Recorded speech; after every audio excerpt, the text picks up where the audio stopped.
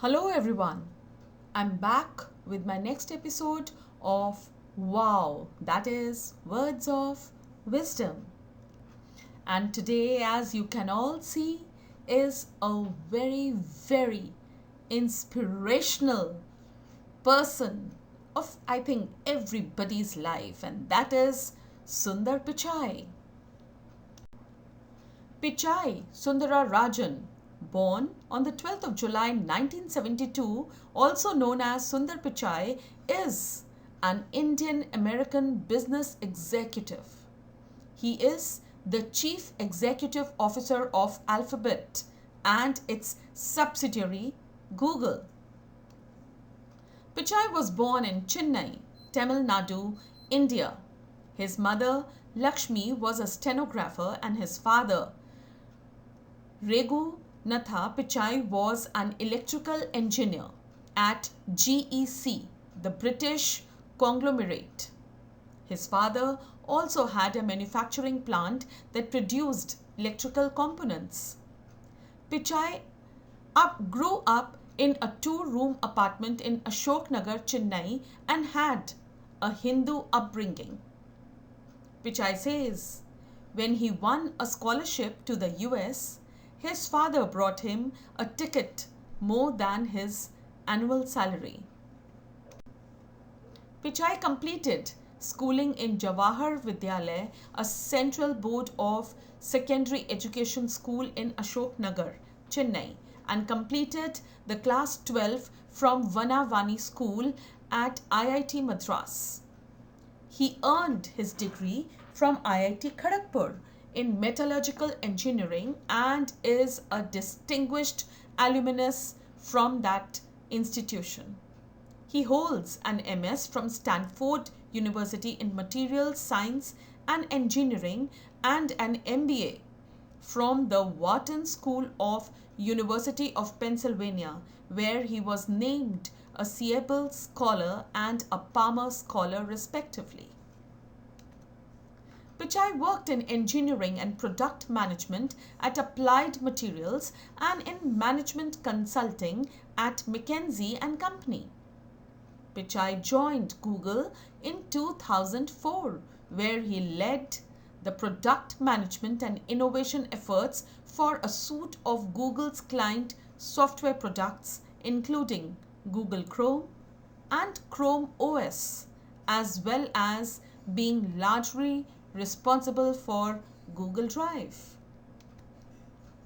He went on to oversee the development of other applications such as Gmail and Google Maps. On November 2009, Pichai gave a demonstration of Chrome OS. The Chromebook was released for trial and testing in 2011 and released to the public in 2012. On May 20th, 2010, he announced the open sourcing of the new video codec VP8 by Google and introduced the new video format WebM. And here we can see the Google Chromebook. On March 13, 2013, Pichai added Android to the list of Google products and he oversaw. Android was formerly managed by Andy Rubin. He was a director of Jive Software from April 2011 to July 30, 2013. Pichai was selected to become the next CEO of Google on August 10th, after previously being appointed product chief by CEO Larry Page. On October 24th, 2015, he stepped into the new position at the completion of the formation of Alphabet, the new holding company for Google company family. Sundar Pichai is the new CEO of Google's parent company Alphabet. What an inspiration! And here we can see how Sundar Pichai grew up, got educated, and how he became the CEO of Alphabet and Google. He went on to oversee the development of other applications such as Gmail and Google Maps. On November 19, 2009, Pichai gave a demonstration of Chrome OS. The Chromebook was released for trial and testing in 2011 and released to the public in 2012. On May 20th, 2010, he announced the open sourcing of the new video codec VP8 by Google and introduced the new video format WebM.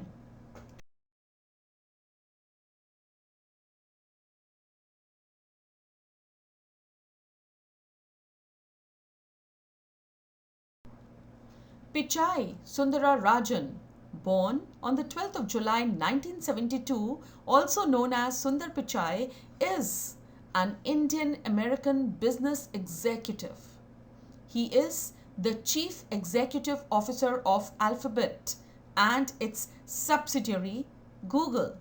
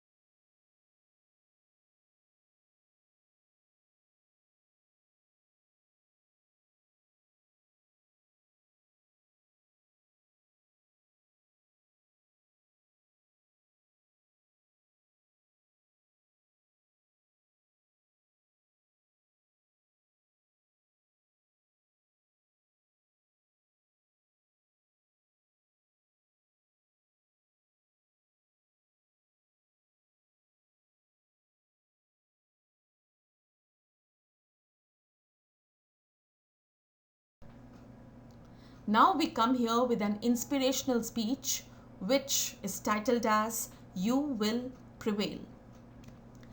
This speech was at the commencement ceremony. It was the commencement speech for the graduates of the year 2020. So let's see what Sundar Pichai says here. Hello everyone, and congratulations to the class of 2020 as well as your parents, your teachers and everyone who helped you get to this day.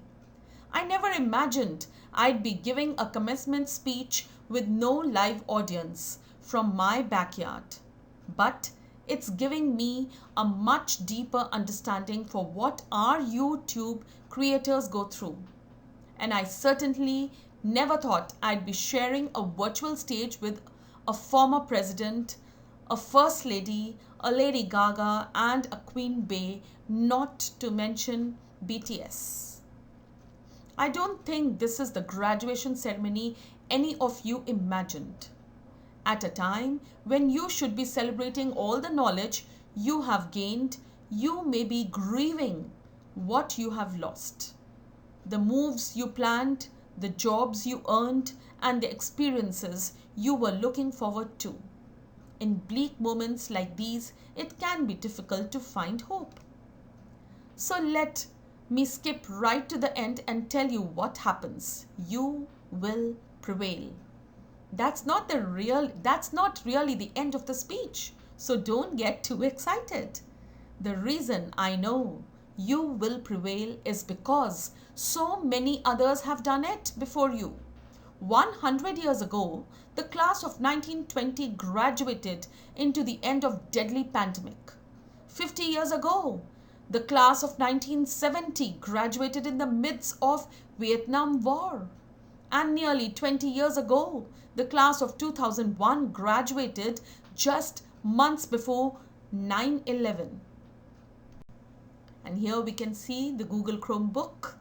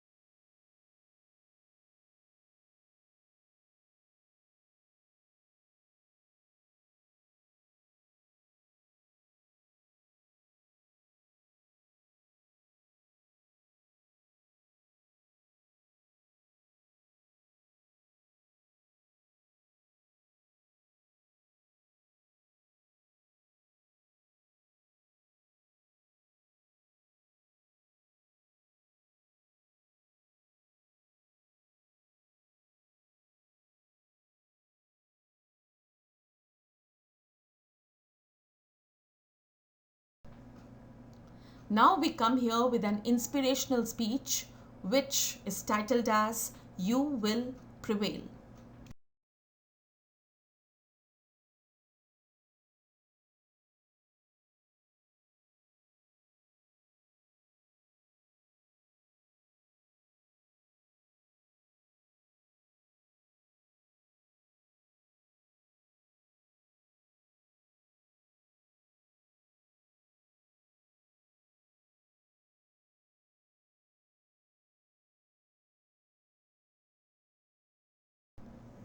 Don't lose that impatience. It will create the next technology revolution and enable you to build things my generation could never dream of. You may be just as frustrated by my generation's approach to climate change or education. Be impatient. It will create the progress the world needs. You will make the world better in your own ways, even if you don't know exactly how. The important thing is to be open minded so you can find what you love. For me, it was technology. The more access my family had to technology, the better our lives got. So when I graduated, I knew I wanted to do something to bring technology to as many others as possible. At the time, I thought I could achieve this by helping build better semiconductors. I mean, what could be more exciting than that? My father spent the equivalent of a year's salary on my plane ticket to US so I could attend Stanford. It was my first time ever on a plane. But when I eventually landed in California, things weren't as I had imagined. America was expensive. A phone call back home was more than $2 a minute. And a backpack cost the same as my dad's monthly salary in India. And for all the talk about the warm California beaches, that water was freezing cold. On top of that, I missed my family, my friends, and my girlfriend, now my wife, back in India, Anjali Pichai. A bright spot for me during this time was computing. For the first time in my life, I could use a computer whenever I wanted to. It completely blew my mind. And at that same moment, the internet was literally being built all around me. The year I arrived at Stanford was the same year the browser Mosaic was released, which would popularize the World Wide Web and the internet. The summer I left was the same summer that a graduate student named Sergey Brin met a prospective engineering student named Larry Page. These two moments would profoundly shape the rest of my life, but the time I did not know it. And here we can see a wonderful picture of these two people along with Sunder Pichai. It took me a while to realize that the internet would be the single best way to make technology accessible to more people. As soon as I did, I changed course and decided to pursue my dreams at Google. Inspired by the wonder that first browser created in me, I led the effort to launch one called Chrome in 2009 and drove the effort to help Google develop affordable laptops and phones so that a student growing up in any neighborhood or village or in any part of the world could have the same access to information as all of you. Had I stayed the course in graduate school, I would probably have a PhD today, which would have made my parents really proud. But I might have missed the opportunity to bring the benefits of technology to so many others. And I certainly wouldn't be standing here speaking to you as Google's CEO. Believe me, when I say I saw none of this coming when I first touched down the state of California 27 years ago. The only thing that got me from here to there, other than luck, was a deep passion for technology and an open mind. So take the time to find the thing that excites you more than anything else in the world. Not the thing your parents want you to do, or the thing that all your friends are doing, or that society expects of you. I know you are getting a lot of advice today, so let me leave you with mine. A bright spot for me during this time was computing. For the first time in my life, I could use a computer whenever I wanted to. It completely blew my mind. And at that same moment, the internet was literally being built all around me. The year I arrived at Stanford was the same year the browser Mosaic was released, which would popularize the World Wide Web and the internet. The summer I left was the same summer that a graduate student named Sergey Brin met a prospective engineering student named Larry Page.